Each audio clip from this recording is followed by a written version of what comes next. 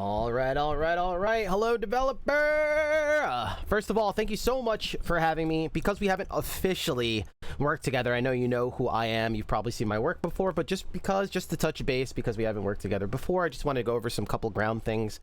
As we dive in here, because I don't know what to expect. I haven't looked at this at all. I don't know what to expect, and that is on purpose. To kind of set the stage here as we go through it. I recommend having a pen and paper, notebook, whatever works for you, document, whatever it is. Take notes as we go, especially if you're like me. You're not going to remember everything, right? There's going to be little things that you want touched on. There's going to be little things that you want me to further explain, or we're going to talk about later, or maybe just things that you don't understand, or you had worries about, or you thought about before and you decided against. All of these things are important, and we're going to be able to talk about those in the important part of this package when we get to chat together. That being said, throughout this process, I am going to be asking you to try some things on. I'm going to ask you to be coachable. I'm going to ask you to try these things on. Pretend that we're out clothes shopping or something like that. I'm going to be handing you things for saying, hey, that might look good on you. Try it out. The same thing you would do there, even if you're not planning on buying it, even if you're planning on it, but you want to just see how it fits, right? Try it on, see how you look. Maybe you'll end up liking it. See what perspectives it gives you, and then you can always put it back on the shelf. So I am going to be asking you to try things on. Sometimes I will be asking questions out loud. Sometimes they're not leading questions. Sometimes they are. Sometimes it's just to see how your mind works or see how you respond to certain things. Because a big important part of this process is to understand how your mind works, so we can find where these weaknesses are, blind spots are, or where your strengths are, so we can double down on them, but then also give you more of them. So we'll see how this goes. What else? Yeah, we'll see how it goes from there. A lot of times, and one more thing that is important is throughout this process, you will be experiencing sometimes where you go, well, you'll be seeing to yourself, well, SD, Mr. Game Doctor, I know that already, or man, this is just super early. Of course I'm going to do that. Well, if you do find yourself saying that, that's amazing. Good job. Now, you might find yourself saying, oh, I didn't think of that, or yeah, that was on my list, but I was going to do that maybe like later if I can get around to it. Well, a lot of this time, it's going to be prioritizing your list and finding out what you should be prioritizing that you might not think is a big deal, or you put it at the bottom of your list and it's actually a huge deal. And this is a big part of game development as well, especially as a designer or developer. We all know that you guys think of infinite things that you could do with your work, but it doesn't mean that you're going to get around to doing those infinite things, right? You've thought about everything, but what should you actually be spending your time on, and what's going to be the biggest impact of your game? A lot of times we're going to be exploring that and finding that. So that's going to be a big part of this process as well. So we don't know what we're going to find here exactly, but let's dive into it and let's find out together. Here we go. For the forge, by the beard. Whoa, I love that splash screen. I don't know why it disappeared though. That was really cool. Little city warping me in. That was cool. For the forge, void entry. Succumb to the magical corruption of the void. Earn trophies during your runs and spend them on powerful gear from within the desolation. I don't know what this means exactly. Is this trying to tutorialize me here? I don't know. Days left? Don't know what that is yet.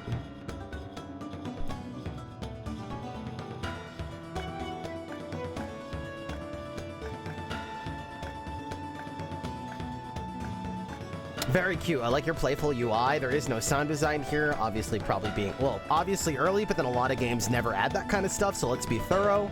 Nothing is obvious, right?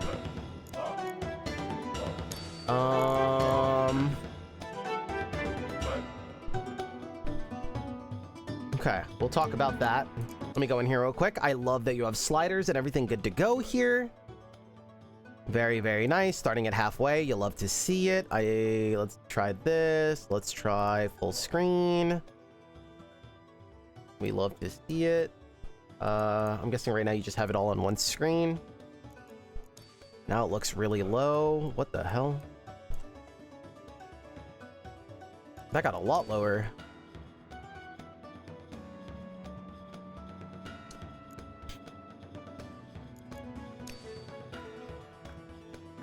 Very nice. Very nice. Library. Dang. All right, we're going to jump in. I'm assuming there's not going to be too much of a tutorial just yet. We'll have to figure it out, but we will talk about all of this stuff as well. Rorik desires to secure his clan's expansion into the wild. He plans to wield the last Forge's might to transform the wilderness into a formidable stronghold. Skins. Okay. Weapon skin. Cool. So we're gonna have different skins for our character. I'm guessing these are classes. Very nice. I like the aesthetic here. Very cute. Let's see what we got here. Starting symbols. Holy crap, this is a lot.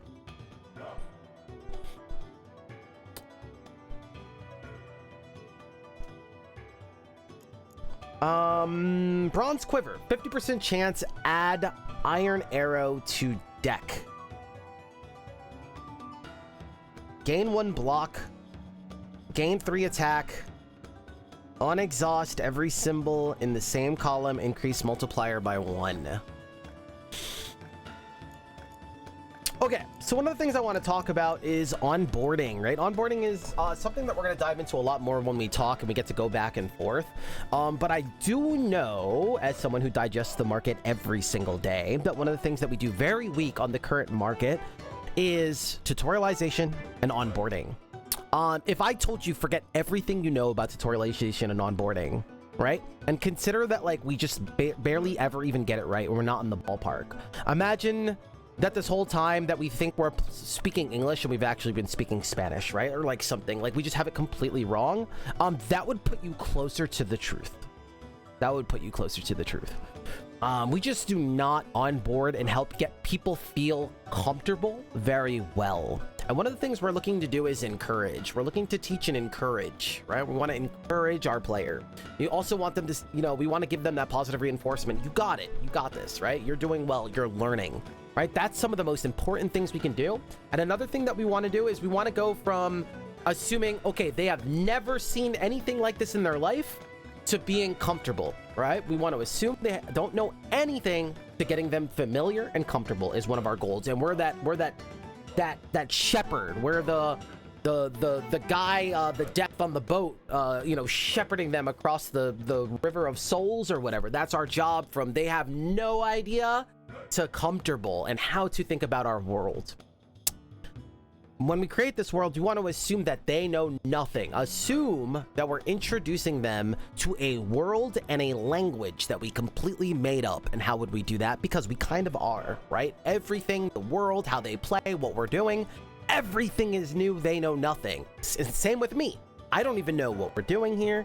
I don't know what we're playing here. I don't know what kind of game this is. I don't know what our objectives are. I don't know what it looks like to play well. I don't know what you're going to be expecting of me. Nothing. Nothing. So always assume that. How can I get them comfortable, right? And we're going to start there. So one of the things here is we usually do in games, and we don't care what we usually do, right? We're going to go a new path, and what we usually do, what you usually do, is what they're going to usually do. Not the other way around. It's not, I'm gonna do what they usually do. No. Let's scrap that and let's throw that out of there. You're gonna be a lot more powerful than that, so they're gonna do what we do. All right, we're gonna dance in that conversation. So that being said, when we first get in here, well, this is very overwhelming, right? Yes, we get presented with a really cool character, but then we also get presented with 1,000 different words, and you're teaching me a whole new language. Now, imagine I was teaching you like Spanish or Portuguese or German or something like that, right? So I sit you down and I say, here's the first thing you're gonna learn, and I throw 30 German words at you. Well, you're gonna be like, what the hell is this? Right? Now imagine that you also don't even know why you're learning it, because I also didn't tell you that you're learning German yet. Do you start to see where I'm going? So not only are you overwhelmed, you don't even know why we're learning what we're learning yet.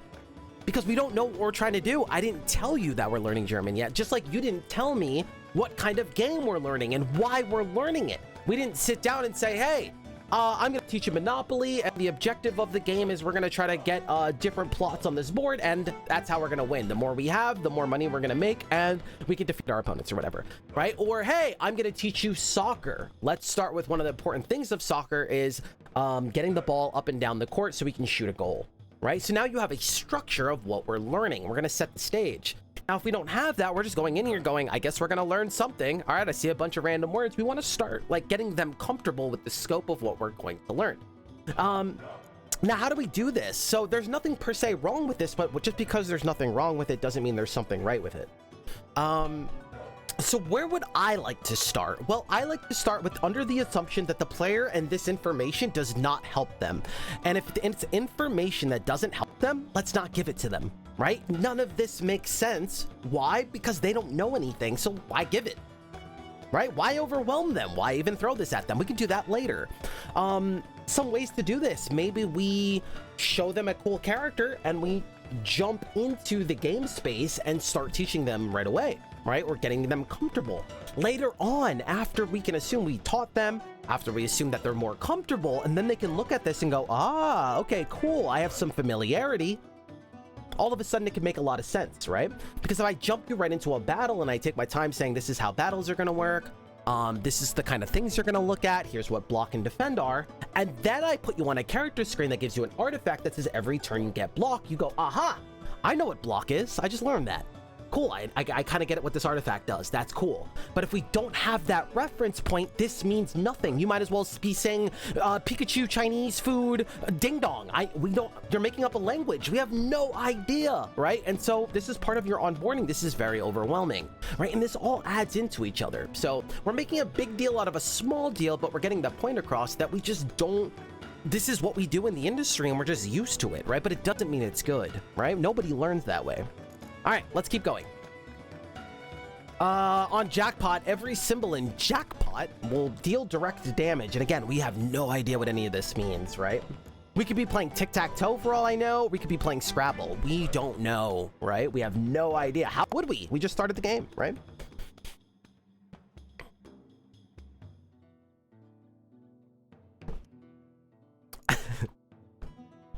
So right away, you can see that you're throwing me at another screen full of more stuff that I had known nothing about. I am already overwhelmed and I play everything. I play everything under the sun and I'm overwhelmed. I'm like, oh God. Okay, so you're telling me I'm gonna have to do a lot of work here to learn how to play this, right? You want to make it as seamless as possible and then slowly boil that water. Right? You know, they talk about the boiled frog, right? You put the frog in the pot and you boil it to the point where they can't get out anymore, right? Like, that's what you're trying to do with your consumers, right? Not throw them in the boiling water and now they want to jump out. Start the water cold and slowly boil it. You're just throwing me in the deep end here, right? This is very overwhelming and scary. I start asking myself, do I want to go through this process, right? Because it's right to work. No, fun and then work, right? Fun and then work. Every symbol costs 3 gold. Left click to buy. So stock up. Your machine has 20 active symbols at a time.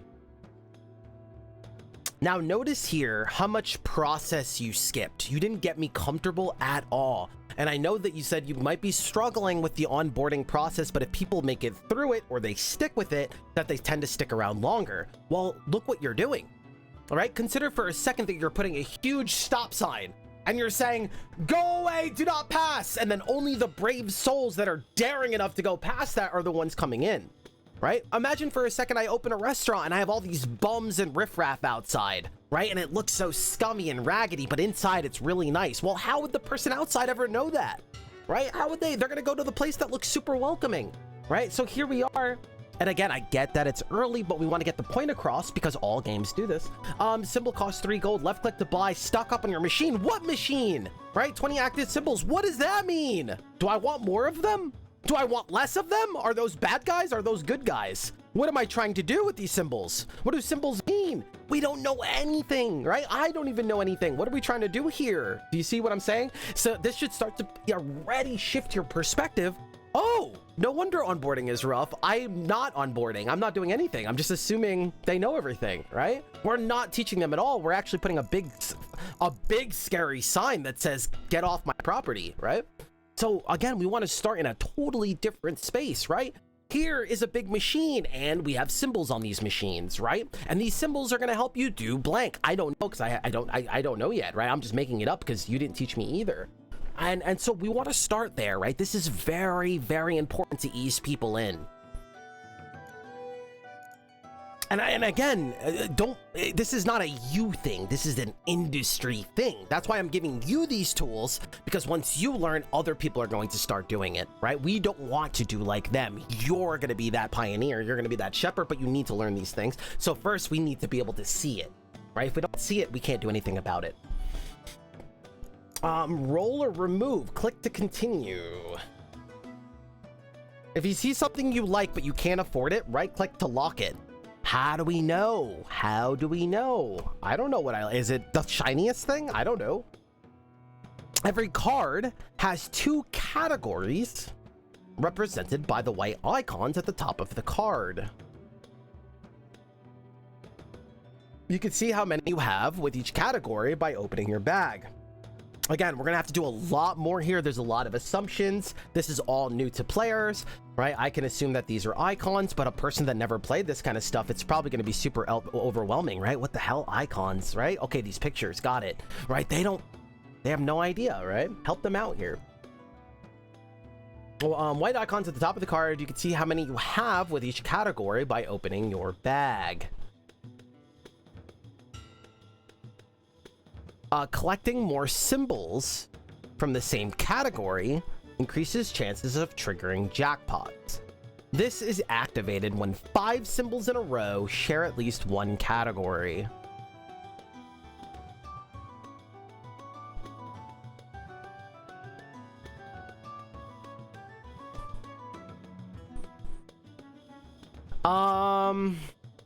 Once you own 15 symbols of a specific category, they become less common in the shop and grow increasingly rarer with each additional purchase from that category. Right away, when I see these kind of things, I hope you, the dev, are gonna have the players back, and we're gonna have to teach them this. We're gonna have to symbolize this too.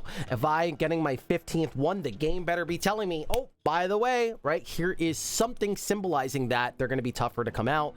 That 15 mark, right? Maybe something to like just have their back and let them know, oh, that's why they're more rare now. You're gonna hit that 15 spot. Cool.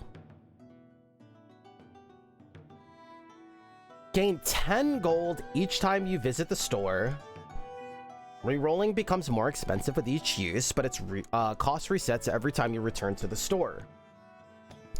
Some symbols or skills grant bonus spins. Some symbols or skills grant bonus spins. During a combat roll, you can only gain a max of 2 extra spins. You have just 15 combat spins to secure victory. So there's another thing here we'll talk about in a second. You have 15 combat spins to secure victory. If no dwarf falls by then, the round ends in a draw. So far you can see that there's a lot of different numbers you're throwing at us with a lot of different rules that we're just getting lectured on, and we're not seeing these things in action. So we could talk about breaking up the pacing later. So he's finally done. You can see that you threw a bunch of different things at us in a world where we're already overwhelmed because we just don't understand, and we don't have a reference point because we didn't see it in action yet. So I want us to consider, one, onboarding the player, you know, kind of getting in combat and having this guy explain what's going on, right? And getting us comfortable. And then when we come back to the shop, now that they're comfortable and they understand, hey, these are your pieces.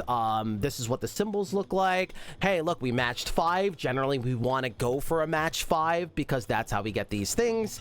And then you can also teach them that way. Hey, notice that these are all the same category. And now we're showing, not telling. Hey, notice that these are all the same category. That's mainly how we're going to score in this game, or that's mainly how we're going to do damage in this game. So generally, it's a good idea to get a lot of things that share a category, right? Because that's what we want to try to do. And kind of teach them that way. So that way, when we come back here, they already have like an inkling. Oh, right, the category thing. Yeah. Cool. Yeah, I know what that is, right? I know what this category thing is. Yeah. Now they're getting like more confidence. Right? Oh yeah, I got that. I know what that meant. Yeah, you just told me about that. Cool. I feel comfortable here. And you can see how they'll feel a lot more comfortable. They'll know what symbols are. They'll know what their what does the gameplay look like, right? And you get to kind of hold their hand through that and encourage them and teach them, right? How do you want them to think about your game? Another thing here is this lecture style doesn't work because you're giving a lot of things that they're not going to retain, just like you wouldn't retain if I told you about something you don't know and just crammed you with a bunch of stuff. Nobody learns that way, right? So why do we do it in gaming? right? Why do we do it in our fun state? If we don't even, in our serious state where we have to pass our college exams, we don't learn that way. But in our video games, we're going to learn that way? No, of course not, right?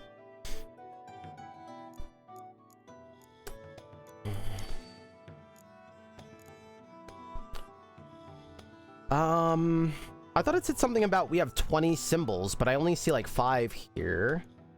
And again, we don't know, right? We have nothing to go off of. I also see a lot of stuff here. Holy crap. This could add an iron arrow to the deck. Gain 3 attack on exhaust.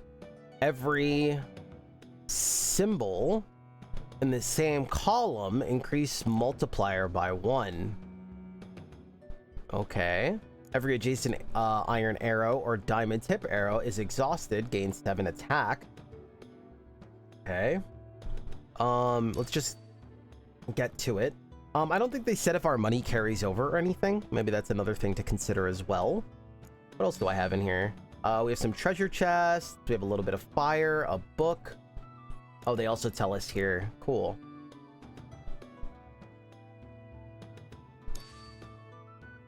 Every adjacent symbol, Scorched Sword, upgrade by 1. This information seems pretty big here already. Not that I played the game already. I already find myself wanting to come back here a lot.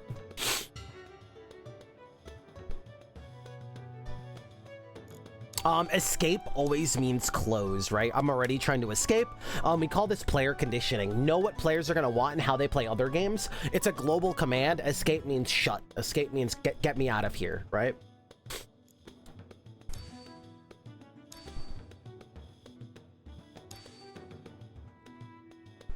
Every adjacent fire pepper adds hot sauce to deck. Increase count by 1. On count of 2, add 1 random common symbol to deck, gain 3 attack.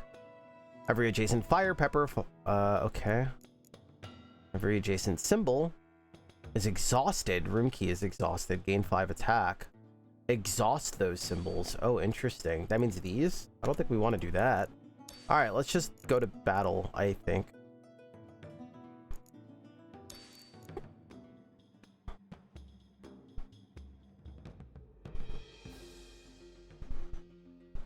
Yeah, so if you get them comfortable with this screen, it's funny that this is the screen that you don't get them comfortable with, and this is where like a lot of the gameplay is happening too, or at least the action, and this is where we don't get them comfortable, right? And there's like so many buttons and things.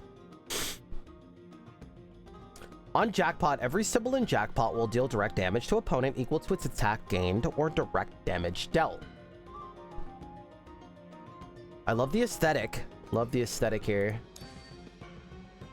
Also, this is very annoying, and I've seen this in a lot of other work too. I want you to notice, like, not only can I not escape out, but notice how we have to, how much travel time we have just to go in and out of this menu. It becomes increasingly and increasingly frustrating. Hey, let's go in here real quick. Okay, I gotta go all the way over here. Okay, right? We have to go literally to opposite lengths just to operate a menu, right? So notice the tedium that we're adding here. It's very frustrating.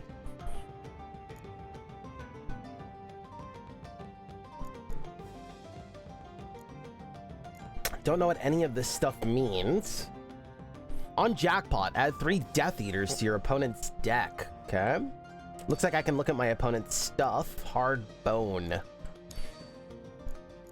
Spin. Spin.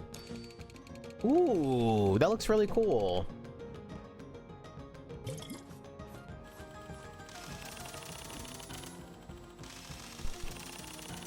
Very nice. Holy crap.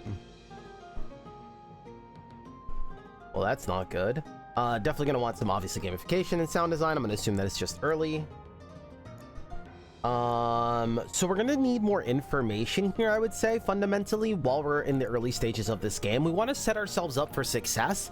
People love information, right? What's gonna make their builds cool is when they get to drool over the stats and the cool thing they did. Yo, look at how much my bronze quiver build did here, right? They want things to share, they want things to talk about, but here we don't have anything to talk about, right? We're like, oh cool, I put some symbols and I did a lot of damage, right? There's no story, there's nothing to share. People love that. They're gonna want to see something here. I get that it's gonna get multiplicatively more complex, but we are going to want to do that while we're in the fundamental phase, is set up a structure where there's things to talk about. They want to see this stuff, right? Very, very important.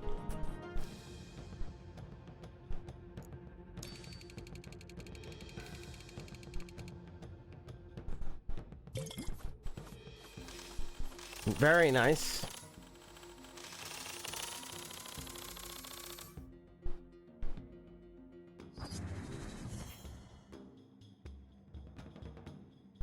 Okay, we're definitely gonna obviously add like more feel here and more gamification here, but early on here, very nice.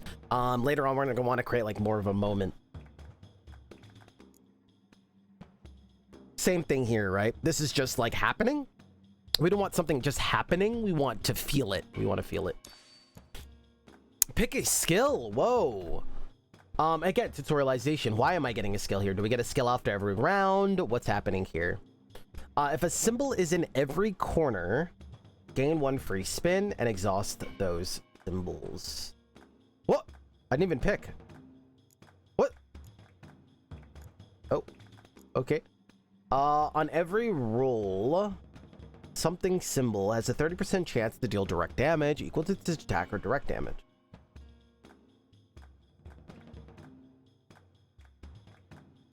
4% chance on receiving direct damage to gain a bonus spin.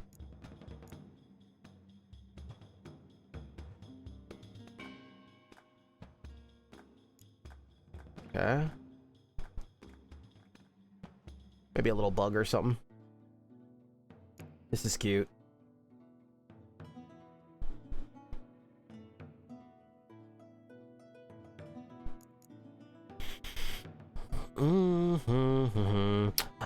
You have this beautiful thing with some of the other things like coming down, like your options, and it's very playful, and I'm wondering if we can do the same thing here, like have these like switch over or something like that, bring more of a visual spectacle. I always like doing really cool stuff on screens that they're going to be seeing 24/7 while they play, because everything you do is very multiplicative, right? It's not like this one-off thing that they're never going to see again. It's like they're going to see it non-stop, so taking that extra effort is going to make it very nice as well. Every adjacent wave symbol. So when we say symbol here, I find that it makes it hard to communicate.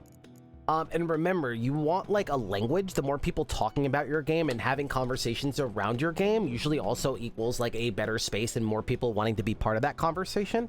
So I always imagine this and me trying to communicate with a friend.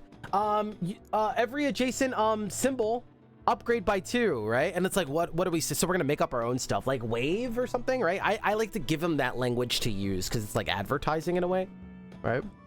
How we go about that or whatever, but it's just a concept, right?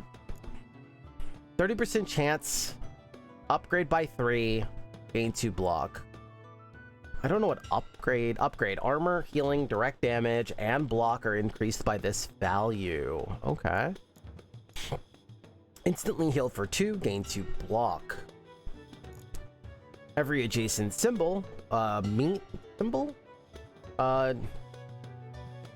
See, like here, instead of saying symbol, I wonder if we could just call it something, right? Every adjacent meat, every adjacent ghost, wave, every adjacent shield, right? Just call it something. Don't call it symbol. Call it something. Dinner fork upgrade by 4.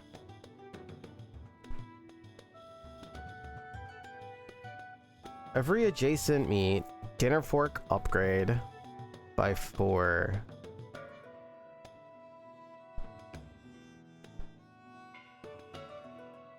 For some reason, this looks weird to me, just verbiage wise. Like, I'm not a big word guy, but something here is just like awkward. I think this would just be like a lot more comfortable to me if it was like every adjacent meat. This upgrades by 4 instead of like dinner fork and calling it like something different. Like just say this maybe. For me it would feel better, but maybe it's just something for us to talk about and look at. Every adjacent symbol, this upgrades by 5, right, or something. Because when I say gem encrusted plate, does that mean all of them? If I had multiple of them, do these all upgrade? And maybe they do, and maybe that's what I don't know. Do they all upgrade? And if not, just say this upgrades, I would say. I think it would just be easier to digest.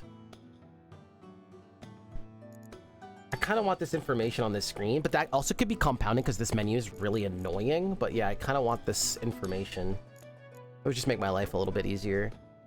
30% chance add do drop gem to deck. Instantly heal for 4. Instantly heal for static. 3% of max hit points and 3. Instantly heal for static.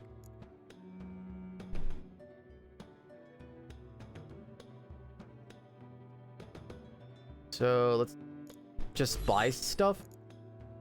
Do I have those diamonds? I don't. Roll.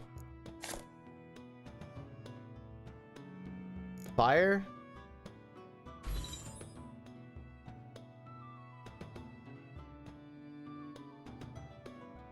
There's a lot here. Remove. Is that remove from my deck or remove things from the shop? I'm gonna guess my deck. There's some more meat. Increase count by 1. On count of 3, gain 12 block into attack. Okay. I just want to buy stuff. Let's just fill up this board, I guess. And again, you see the concepts that I'm using. You need to, and we need to, encourage our players on how to think about our game, right? While we're going through the onboarding process, through the whole time, we're also going to be asking ourselves why. Give them the why. Don't tell them, hey, on 5 in a row, we're going to do this, and on 15, it's going to get more rare, and telling them. We also want to help them understand the strategy, the basics, right? Our board's going to start pretty empty. It's generally a good idea to just start getting stuff in on your slot machine, right? It's always better to get a relic spot or get a relic instead of an empty space. So one of our first priorities should be getting stuff on our board, getting stuff on our slot machine, right? Something to help them start to strategize and go, oh, that makes perfect sense. Yeah, okay.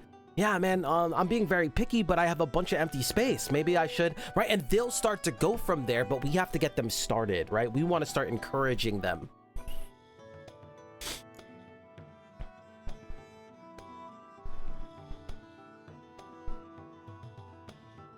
Every adjacent potion symbol. 1 potion. Damn. I don't know what to do. I don't want to get ooh. Every adjacent pack dog. Every adjacent pack dog. You see how this is starting to happen now? And this is like why we want to make sure our fundamentals are good, so then everything doesn't compile on top of it, because you can see how this is just starting to get weird already, even though the last one was also weird for me, right? Every adjacent pack dog, this temporarily increases, or all the pack dogs. Again, I don't know, but it starts to get weird, right? Every adjacent pack dog, temporarily pack dog, right? We need a way to clean this all up.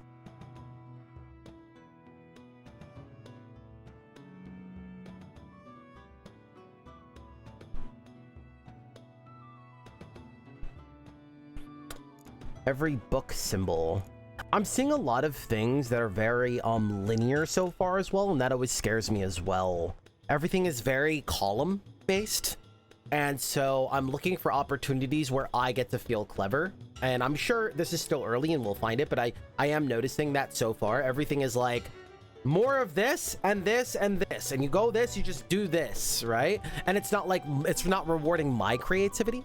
That's going to start to get us to a different conversation of what's very popular on today's market and how to create a space for synergy.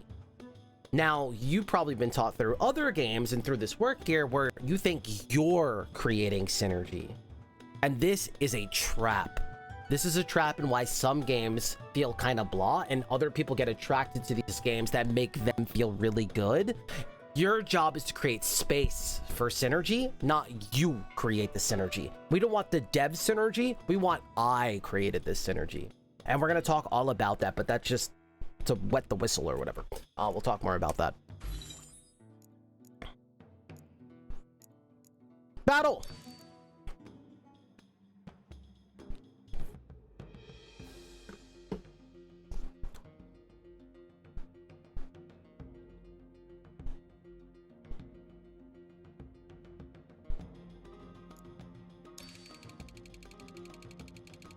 So getting jackpots is really hard for like the first like bunch of rounds, I would imagine, because there's so much empty space. That's a really, really satisfying effect. Obviously making this look really good later.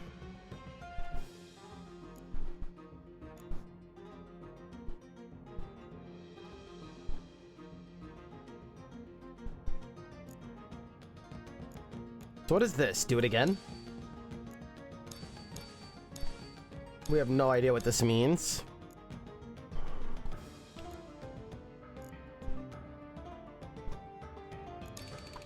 Love this effect here. Love this effect.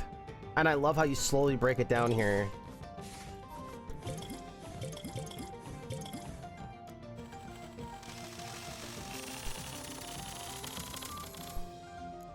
Okay, so here I can't pause it. But this is where you get to win, and during your foundation phase, this is what you're trying to set. You're trying to set up your success now. When these things happen, I love to tell my clients that are working on these kind of games, so I'm going to encourage you to do it. I want you to go like look at like real slot machines, right? Like look it up on like YouTube or whatever. Look up digital slot machines, real slot machines, all of that kind of stuff, right?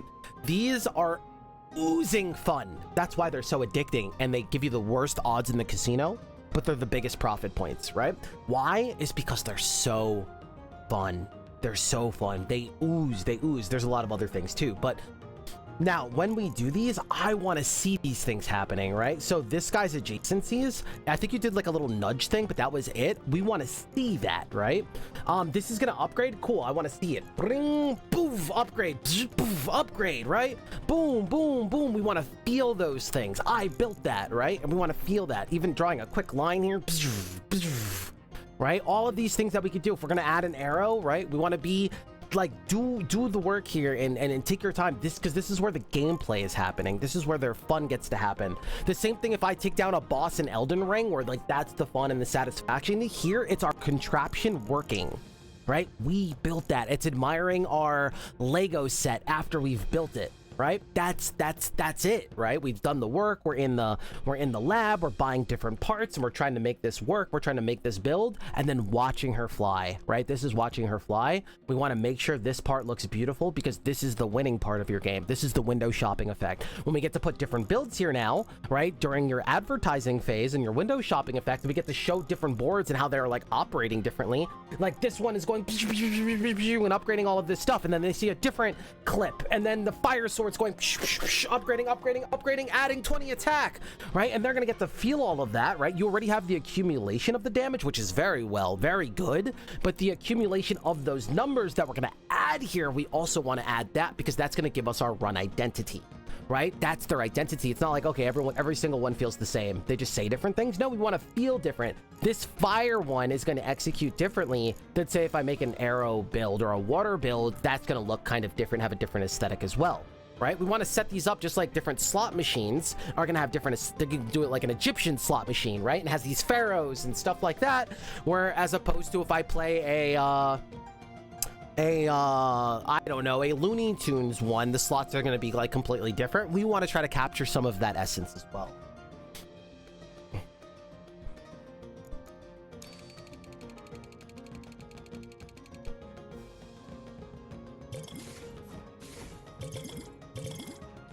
Holy crap. I'm taking damage from my own things, I think. What the hell was that? I blew up myself.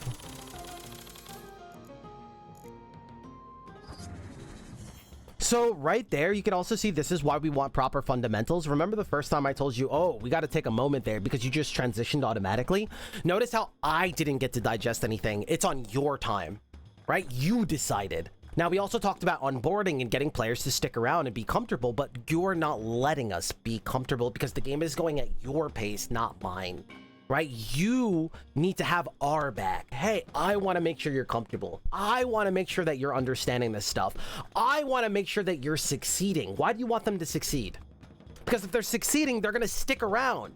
Or if they're doing bad, but know where they did bad and know that they can succeed, they're going to stick around. But if they think it's hopeless or they're frustrated, that's where they're going to put your game down. If they're not having fun, that's where they're going to put your game down. So you need to do everything in our power. We need to do everything in our power to make sure that they're having a good time and that they're understanding. And if they're losing, they understand, right? So one of the things we don't want to do is, you lost, let's keep going. Well, if they're losing, especially while they're being onboarded, they might be losing because, let's just say they don't understand. We could assume that they're probably losing because they don't understand things yet, right? They could be losing for other reasons, but we get a safe assumption. I lost 2 or 3 times in a row here. We got to make sure that they're understanding stuff. We got to make sure that they know what's going on. We can't just say, get better, nerd. Well, what if they don't know how to get better? What if they don't have those tools and they never played anything like this, right? Well, then we might need to guide them. We might need to have their back. Hey, your board is still mostly empty. Maybe we could start considering getting more pieces on the board because pieces are better than empty spaces. Just something to consider, right? It also looks like I didn't have time to digest there. It looks like my character blew themselves up, right? My character was at -6 health before I even fought. What happened? Why did I go negative? I don't know. I don't get to digest any of this stuff, right? So again, this is going to be part of our onboarding, right? It's very friction. You're inviting them into your house. You want to show hospitality, right? Get them comfortable. Do you need a drink? Do you need anything? You're kind of doing the same thing with your design, right?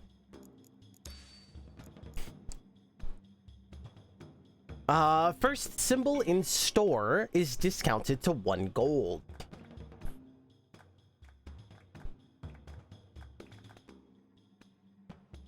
Duplicate any created potion. Okay, so you break a huge rule here, and it's so funny. Like, what I'm about to share with you, this is a 101, right? This is why you're here. And it seems very obvious, but every game breaks this rule for some reason. Every game. And it's as serious as if you were making a driving game and you forgot to put the go button. Right? So I have this beautiful driving game and I forgot to put, the drive button, right? It's that. Here you're making a drafting game about drafting and building a slot machine, and then you offer me choices and you don't get to let me see what I'm drafting into. How do I know what I want if I don't get to see what I'm drafting into? I don't get to see what it is. How do I weigh out an option here? Right? So every time we do this, we pretty much say it doesn't matter what you pick here, right? Because we're not giving the information. Right? So we need, at all times, we need to see the information. We need to see what we're getting and why. What we're drafting into. We need to be able to look at our deck. This is a 101, but we butcher it all the time.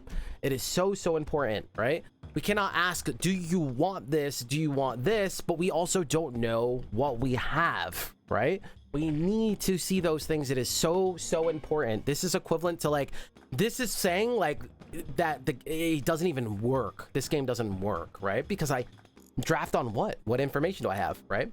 That's like me asking you to solve a math problem, but I never show you the problem. Solve it, right? You can't. We don't have the information we need, right? It's the same thing here. To me, it's unplayable, right? So this is very important. This doesn't just go for the screen. This goes for any time we're asking the player of something or they need to weigh out an option. If they have an option, they need the information to make their option.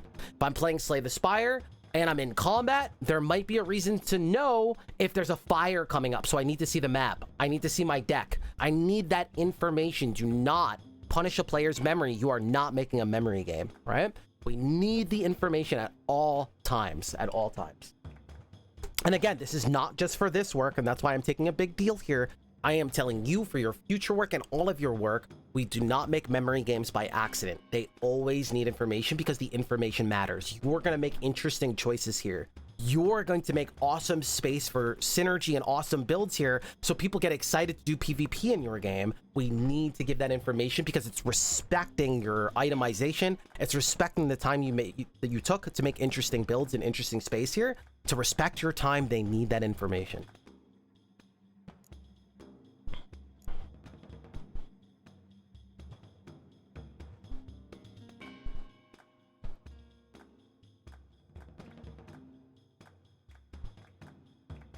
I don't know how any of this helps us. Let's just get more parts.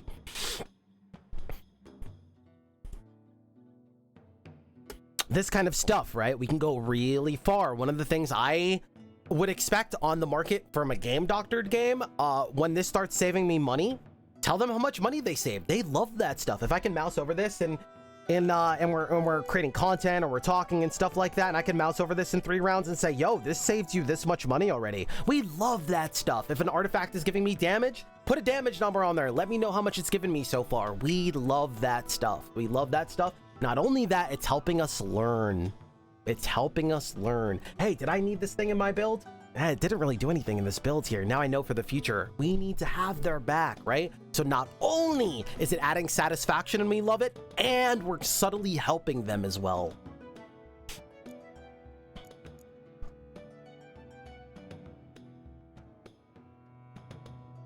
Let's get some more fire, I guess. Fire, snipe. I think we can go even further here if we want to. There would be no reason for like a player to mouse over this stuff anyway. So if they do mouse over this stuff, why don't we also show them what they're mousing over? So if I mouse over this, just show me this stuff. If I mouse over this, show me that stuff. Let's add some responsiveness here because it also just feel really nice and they get to see stuff at a glance. Let's make this way more important. I think we're doing this a disservice. This is a big part of our game, and you know, down the road we might have to add a filter or something anyway. Well, we're compounding. We're doing that as well. We're solving multiple things that players would ask for anyway, right? So let's consider that. We could probably go a lot further with this kind of stuff. Then they could also probably, instead of mousing over it, click it, and then they could like mouse over the stuff over here, right? If they want to click it as well, it'll feel really good. Not only that, we're considering some other things, right? Let's plan for a controller. Let's plan for mobile, right? This one of these games, right? What if it does well and you want to go to mobile, especially asynchronous games? Why would you not want people playing those on the go? That's something they can jump in real quick, do a round or two, keep it moving. Asynchronous, it's beautiful, right? Shout outs to Chess and chess.com for leading asynchronous from a billion years ago, and we never learned. So that might help there too, right? They get to click on these things, see all that cool stuff really easily, and click back out of it, stuff like that. Things to consider here, right? For our future here.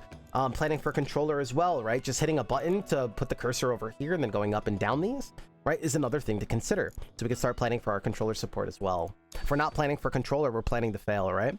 Handhelds and stuff like that are going to be very, very popular. That also means asynchronous and asynchronous multiplayer is going to be more popular over time, right?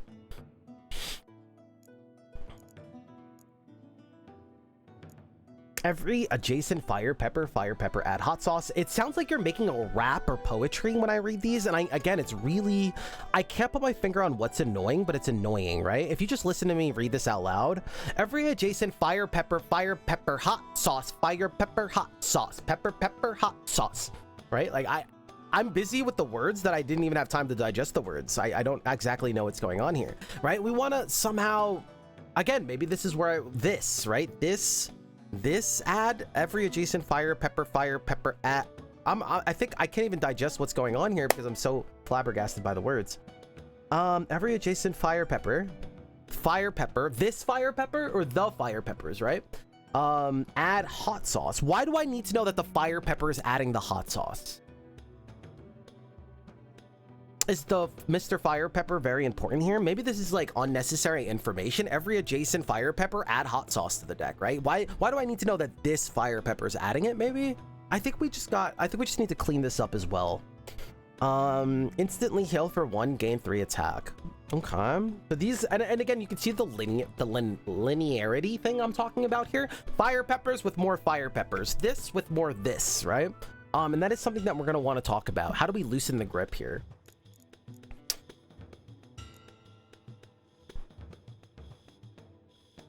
Every ruby beetle in the same row. Again, do you see the common denominator here? Notice that everything I go over is you're gonna play this way, just find this, right? I don't see a lot of room of, look, hey, look what I made. I see a lot of, hey, I found enough of these, right? I'm just taking a back seat, right? So notice that. Maybe there's something, since we're early on here, where we could start to loosen the grip here.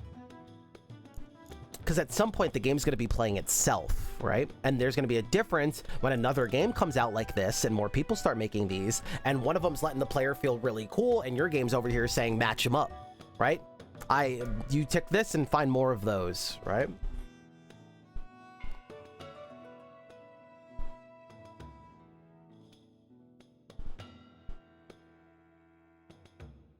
Sale here. So I don't know what that sale means.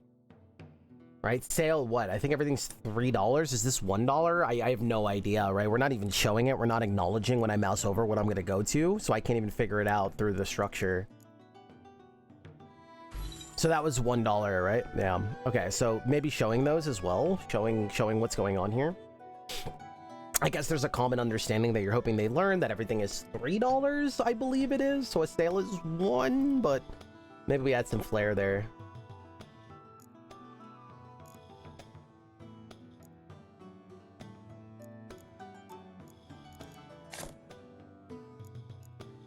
Every adjacent shield upgrades by 3 in 6 block.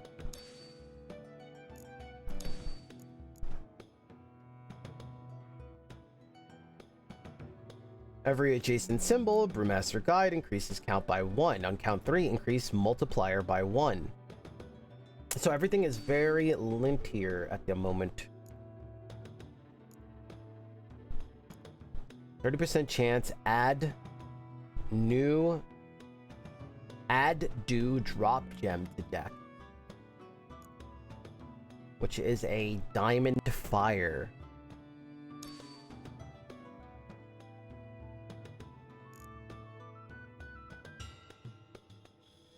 Every adjacent pickaxe, temporarily increase multiplier by 2. Every adjacent cauldron, every adjacent this.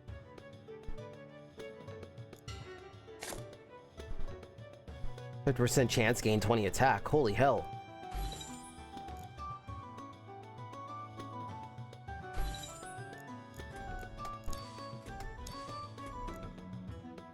Every adjacent chest symbol is exhausted. Liquid key is swapped with dewdrop gem.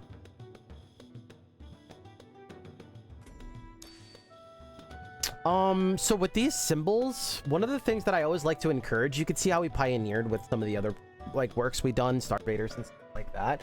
I always like to ask myself, can we make our consumers' lives, can we make the gamer's life easier? Right? Anytime there's not something exciting or it's not the fun part of the game, I always like to ask, always, can I make my player's life easier? How do I just keep them in on the important stuff and the action, right? So one of the things here is with every adjacent symbol, one of the things that I find myself asking a lot and maybe would make my life a lot easier is if it helps me, right? Every adjacent chest symbol, cool. How many chest symbols do I have, right? And that's what I find myself asking. And then I go here and I go, how many chest symbols, right? So is there a way for us to let them know? And this is also probably why structurally right away I said this seems like it's going to be important information. Why is it hidden, right? Why is it hidden? It seems like it's going to be important. So do you see how there's already a compounding solution and we spotted it before we even felt the game yet, right? There's important information. We want to make that information as accessible as possible. So it seems like even if we want to go for the easy route out and just putting that here, it already makes our lives easier, right? This is a lot easier than our trek across the screen because we can't hit escape. And do you see how all of these little issues are starting to compound and become bigger issues? This is what we call our fundamental work. This is why we want to make our groundwork very, very solid because the foundation of the house relies on it. So if we keep building this game and your foundation is already cracked, do you see how everything is compounding back to that, right? So it's very, very important to get our structure sound.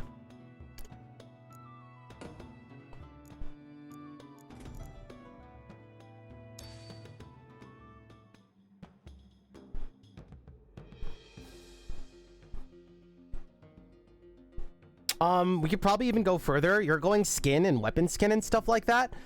If we have time, you can even add a lot of flair here. When we first get down here, you know, both characters can do like an intro pose or like a bring it on, right? And we can add a lot of character, and this is more unlocks for you, right? I don't know what you're planning on doing. We haven't talked about it, and we'll talk about it. Are you going free to play? Because it does look like you're gonna unlock skins and stuff, but this is another opportunity. It would take more work. but you get to, you know, do these battle poses or maybe even a kill pose. And why is that really cool is because it sounds like a really cool opportunity, one, for your window shopping effect, and two, to bring more identity to the player. Something that they, oh, I love this character and I gave him this cool pose, and they get to fall more in love with like their characters and stuff like that. And it sounds like a win in your book because that's also something that your competition is not doing. All of your competition, all the other games out there, they're not doing that either. So there could be an opportunity here depending on how hard it is, and if you can find an easy way to do that kind of stuff. We could add different poses and different things like that as well. That could be really cute.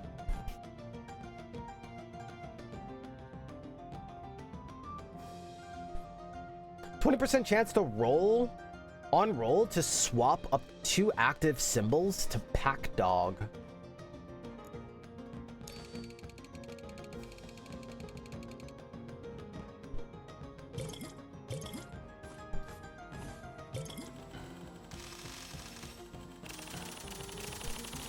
Damn! Google me! Okay, so notice here as well, this is another thing that I love, and I get that it's early, but we're gonna go over it anyway. Notice here how I felt like I made a really big attack to the point where in my head, it felt awesome. But notice how the game was like, wah, wah, wah. So one of the things that I love to encourage is you don't hope that your game is fun, right? But you tell them that it's fun. And one of the ways to do this is always match or exceed how you want them to feel, right? And this goes for all of our work. We don't need to make it a big deal here, but let's just give you those tools. Just the ability to spot it. You tell them how they're going to feel. If you want them to feel satisfied and that they did a really big attack, make them feel it. If you want them to be sad, make them feel it. We never do art and stuff like this and say, I hope they feel sad here.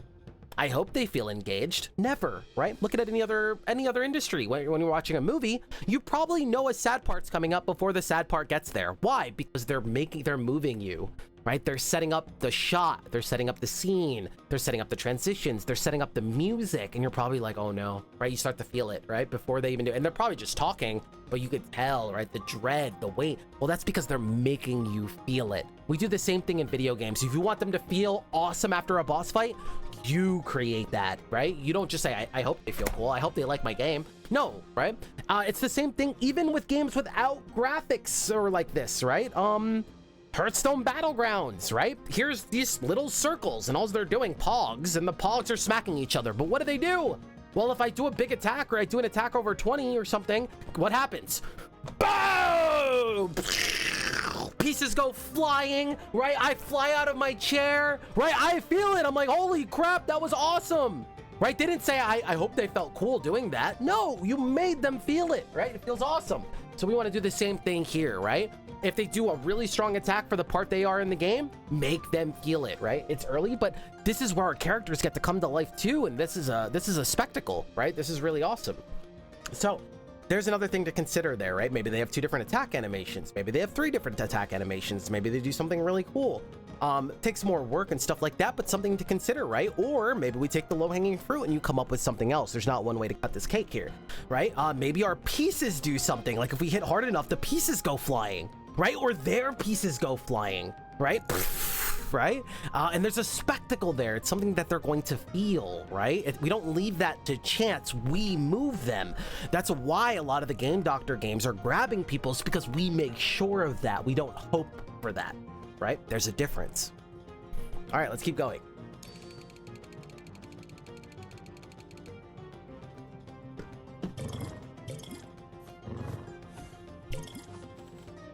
We're gonna need information here, right? I want to see the juice.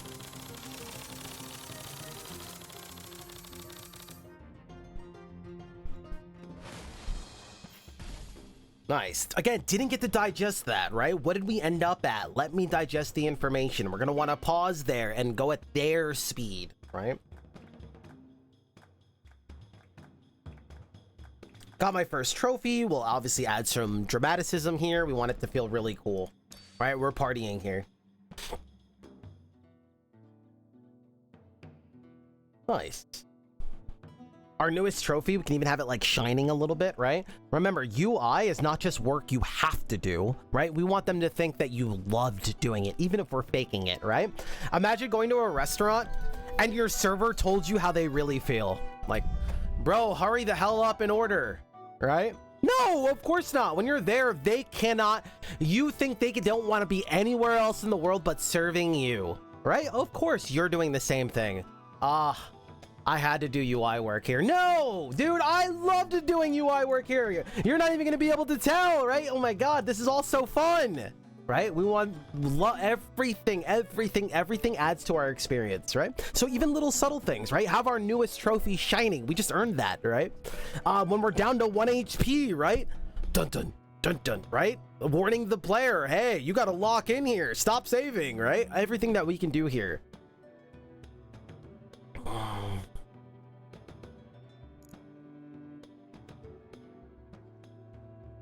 More fire pepper, another quiver. I'm just grabbing stuff that matches each other. That's all I'm doing here. I don't know if it's working. This is also where information is going to come in, right? Letting me see my log, meaning like, yo, this has been doing well, right? Let me lean on this, but I have nothing to go off of. All I know is I saw this adding a lot of attack every now and then, right? I don't have anything else to go off of. It's all happening backstage, right? We call that back end. It's all back end, right? Something happened. I hope you caught it, right? Something, right? No, it's all back end. Put it in front of me. Let me talk about it. Let me enjoy it, right?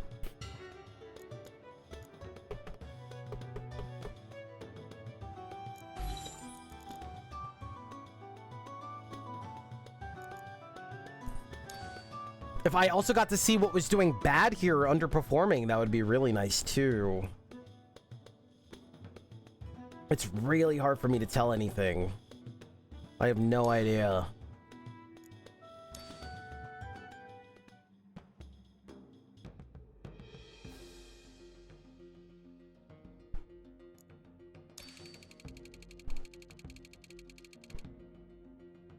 I never hit one jackpot, right? How do you hit jackpots? I don't even think I ever even gotten close. Seems like it's a big part of the game, but it doesn't happen until like 10 hours in. Damn! Why does that guy have more HP than me? I don't know how to... I don't know. I have so many questions, but I don't know how to get the answers.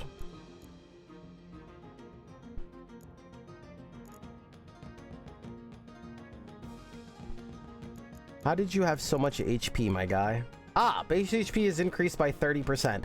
Do not tell me 30%. Do not. Right? We're not making a memory game, and we're not making a math game, right? And even if we are making a math game, we're hiding it, right? We're hiding it. Because, yes, obviously there's a lot of math and stuff, but we don't want them worrying about it. We want them just enjoying the fun parts of that, right? Cool. Base HP is increased by 30%, which is... right? We enjoy that stuff. Just tell us. Don't tell us 30%. Tell us what it is. Tell us what it is.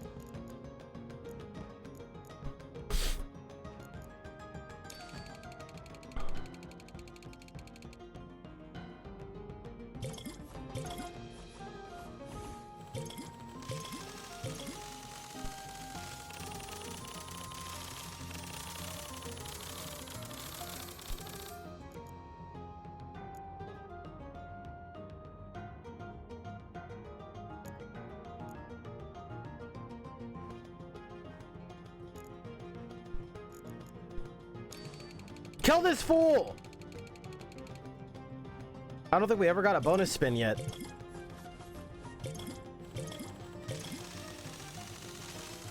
Come on! Let's go! Damn, I hit him for 1? That was so anticlimactic. You know, during opportunities like this, right? We know that feels kind of dull. This is where we get to kind of cheat. Yes, what happened is actually dull, but we make it feel cool, right? Did they clash? It seemed like a clash there. That's what I would call a clash. What is a clash? I just made it up, and you get to do the same thing, right? And then he took 1, I took 1 because it was kind of a clash, right? We just both broke even. let's make something up for that, right? It doesn't need to feel lame, right? Why have something lame in our product? Why would we ever want that, right? Of course, we don't have to. Whatever's lame, let's spice it up, right? So maybe we call that like a clash, right? Could say clash, and they took one, whatever, broke even.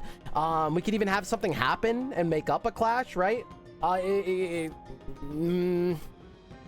Both players re-roll one slot at random and then roll again. I don't know. I'm just making stuff up here, but maybe we could just either spice it up visually and the spectacle of it, of a clash, and they both shield parry or whatever, but then also we could probably come up with a weird system, right? Just to speed up the process, right? Because imagine going through that whole process now, and then the only thing we come out to do is both players hit each other for one. Sounds like a lot of wasted time, right? I wonder if we can come up with something to spice that up, because why the hell not, right? Okay, and in case of a parry, something, right? Like, let's just make that crap up, right? Let's come up with something here.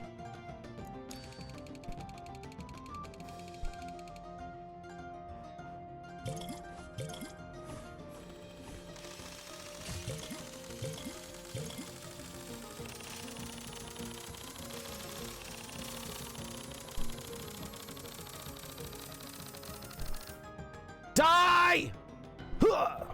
Damn, he's out shielding me.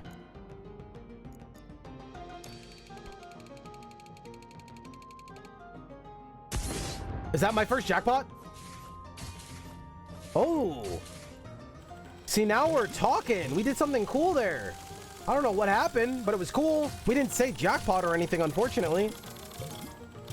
That is the most epic moment that's going to happen in your game. We need to spice that crap up. Jackpot across the screen, whatever, falling damage. And I still got owned.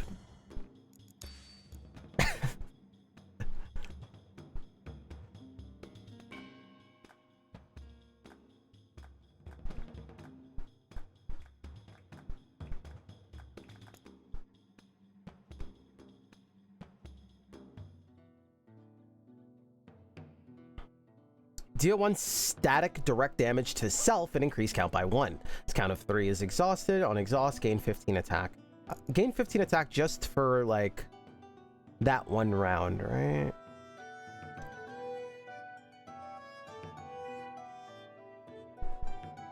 Find this very hard to, like, learn. So if I was playing this in the wild... And you have to remember, like, I play everything, right? Like, let's say I never played this before. I might be like, oh my god, this is cool, right? But because I played other things on the market that kind of, like, make me feel a lot more cool, I would have probably put it down by now because I think I understand the game, right? I think I figured it out. It's like, okay, I'm gonna grab potion and then just grab more potions, right? I don't get to feel clever that I'm making cool decisions here yet. And the way it lands, right? I'm wondering how we could really... Let's push this to the next level. I want our players feeling really cool.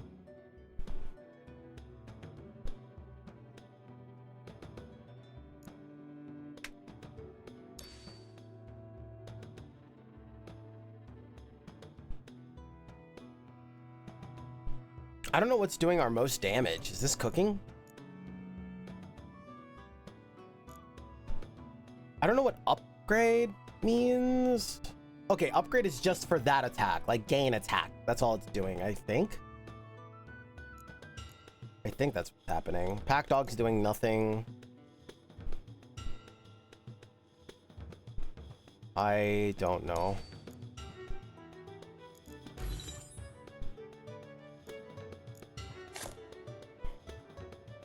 Every symbol in the same column increases multiplier by 2. Do I have any meat?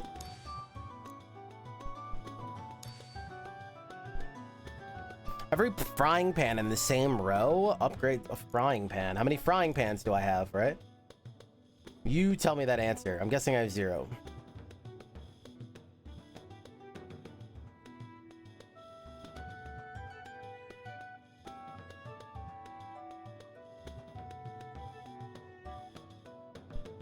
Every adjacent hunter cap.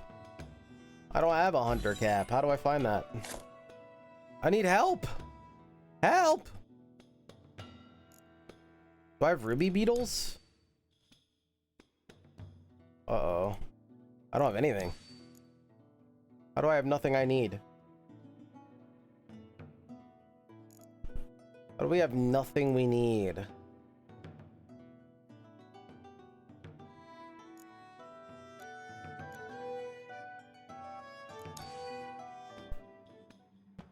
Okay, here we go. A Grim Reaper guy. They got a jackpot? Oh, I'm screwed.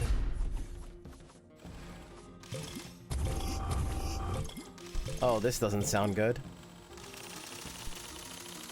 Is he turtling? I don't even heard him.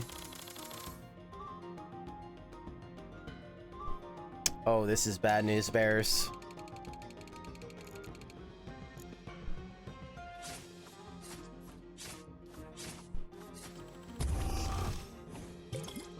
Adding garbage to my deck seems like a really good move.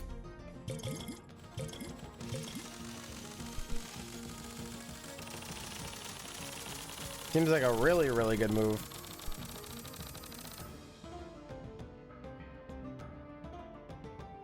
This is not looking good.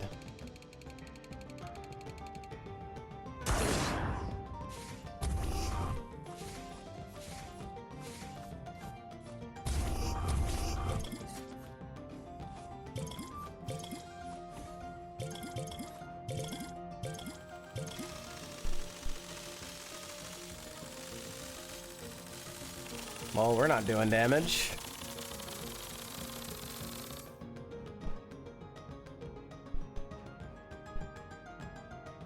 This is really scary.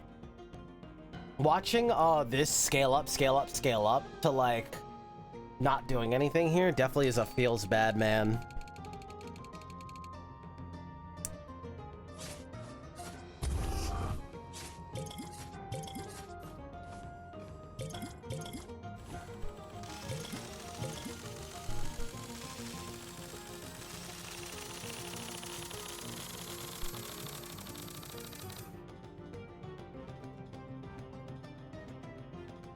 I wonder if there is something we can do where it's not whose is bigger and adding more game space.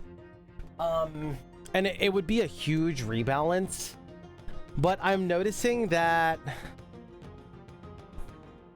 there's like this lose more effect and it feels really, really bad. One, if I was losing, but we were like battling, right? It's like one thing, but to like, oh, your deck, my shield number is just bigger, so you're not playing. Feels a lot different than like, okay, we're trading blows, but you know, I'm just like doing a little bit of damage and you're doing giga damage, right? Feels like very different because we're both like making progress.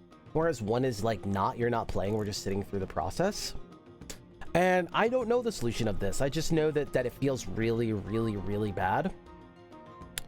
Like what would it be like if shield was like a percentage instead, right? Like 20 block was like a certain amount of percentage defense or something like that, and it was a lot more like organic, the battles, and a lot more back and forth instead of like whose is bigger, who drew short straw, right?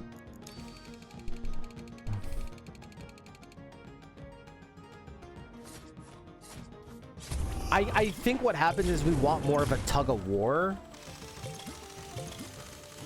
than we want a rock, paper, or scissors. So here you can see that this is probably going to feel pathetic because I literally don't do anything. I got a free roll finally, though. Oh, and I killed... Yeah, we're dead.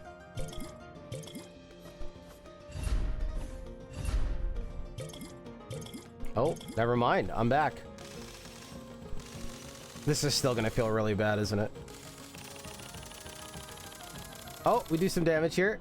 I'm dead. Huh.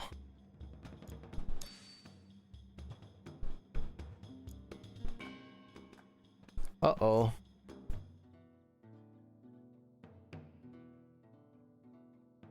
Adjacent to at least one campfire. Then upgrade by 8. Okay.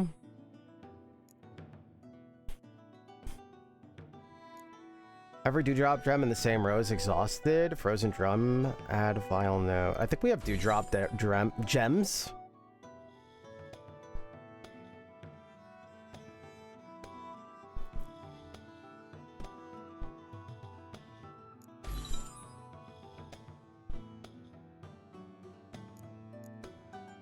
This is not looking good. For every adjacent scorched elemental. Man, these things are very specific. Holy hell.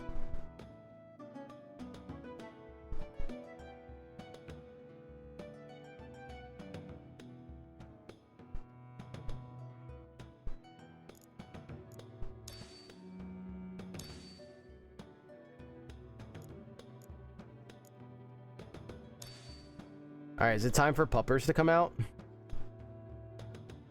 Oh wait, isn't there 20 slots total? So right now we have exactly enough, and we want to tell this to the player, right? We want them to help. Like, hey, there's 20 slots on the slot machine, so you're aiming to ideally get to 20, right? So it's because you don't want empty space, generally, right? And helping them with that concept.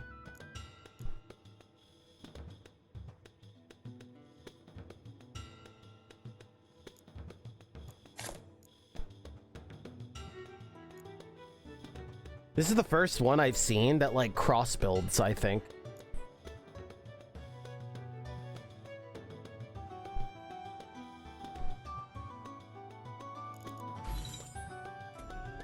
We're surely gonna win this one! Let's freaking go! I also wonder if you're also trying to pick people that are having a bad time. Oh, you tell us. He has 2 hearts, I have 1. Okay, we're pretty close. That's a lot of purples he has. Oh boy. I think this process, there's something here that is not ideal.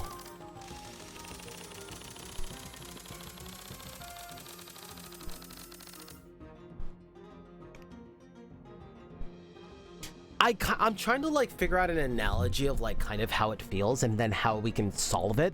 But it kind of feels like, imagine there was a big wind-up animation when we were playing rock, paper, scissors, shoe, right? But then like you picked rock and I picked scissors, right? But I'm like, hold on. And I already know I'm going to lose, right? God damn it, right? Like, it almost feels like that, right? Like, it's like, it just feels like extra bad. And like with rock, paper, scissors, it's like, there's a reason why it's like light and quick, because it's like win, lose, win, lose, win, lose, win, lose. Like I declare war, where we want like more of this battle feel, I think.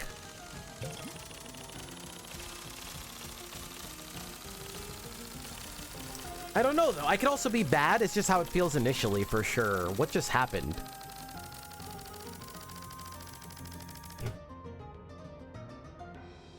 You know, it's something about this process that always makes it feel bad. I just noticed too.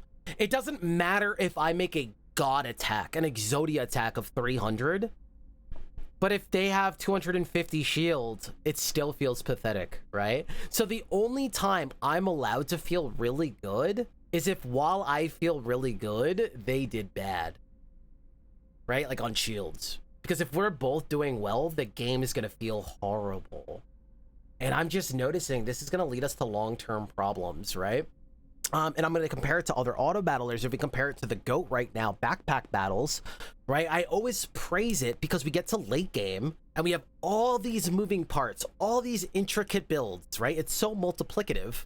Yet you get into these battles and they go down to the wire, right? A lot of times they're down to the wire and there's tension. And you're like, oh my God, there's always so much tension. Where here, it's very like, all right, if we're both doing well, the game feels bad, right? And we can't have that.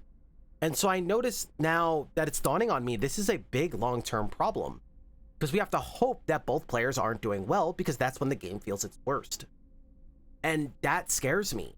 And I again, hopefully when you hear this, we get to talk about it because maybe you've solved this already. Maybe you haven't thought about it yet. But this scares me. If I'm doing well, but they're also doing well, the game feels terrible, right? I'm doing 200, you have 190 block. I do 10 damage, it feels like we're on round 1 still. And it feels bad. It feels bad to play. Like, it feels bad seeing that. And so that's why I think structurally something is wrong here, particularly probably with block. where it's not leaving room, because the better we do, the worse the game feels, which sounds very bad, right? If you think about it, right? Imagine both players getting better, so the worse the game is, right? Huh.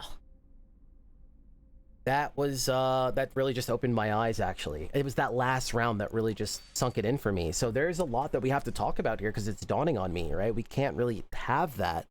And if your plan is, well, I hope that one player is always worse, well, we don't want to design around that, right?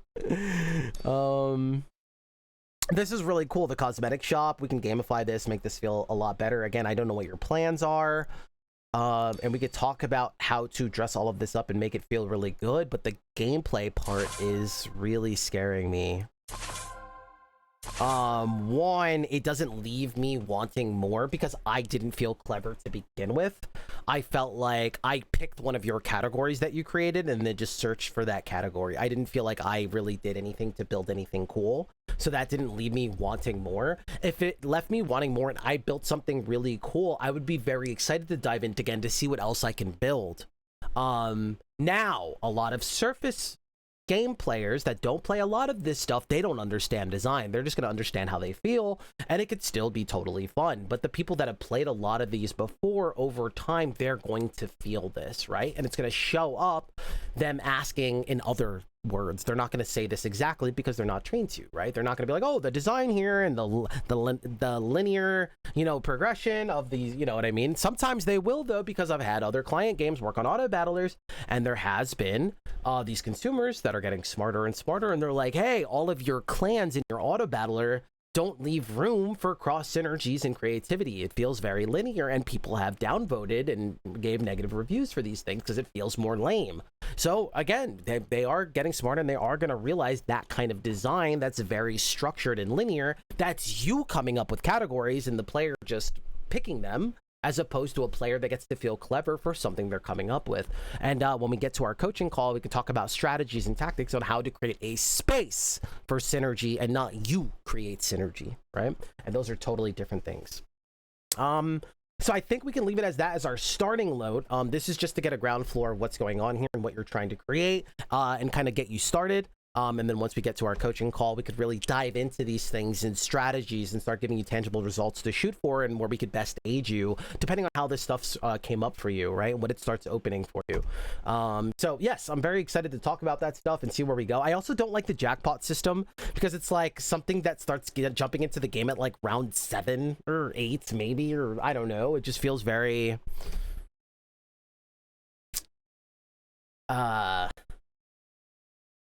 I don't know. I'm wondering if there's a world where we can make this more interesting, or maybe it is just supposed to be something kind of like long term. The game teaches you about jackpot as like the first thing, and it's like something that like you eventually get to mad late in the game is interesting. I wonder if there's like ways we could spice up things a lot sooner. Anyway, but that's another conversation. So cool so far. I love your stylization. It's a cool idea what you're going for. I love how the slot machines roll and that you're taking time to also show the accumulation. But I'm also realizing that this style is going to lead us to a lot of hurdles, I think, from my viewpoint, that we need to solve. And when we solve those things, it's going to make the moment to moment a lot more engaging. Because right now, a lot of times where things should feel good, they're feeling bad. And your feel good moments are very dependent on somebody else doing bad. So there's not going to be tense matches, because the tenser the matches, the worse the game feels. And that sounds very scary. So that's something that we're going to have to consider and kind of dive into as well, and some strategies there and what we can do about it. Anyway, so that's been our first call. I hope this is powerful. Remember, try these things on, take your notes, let's set up our call, and let's really dive into the thick of it and see what we can do. I'm looking forward to chatting. Talk soon.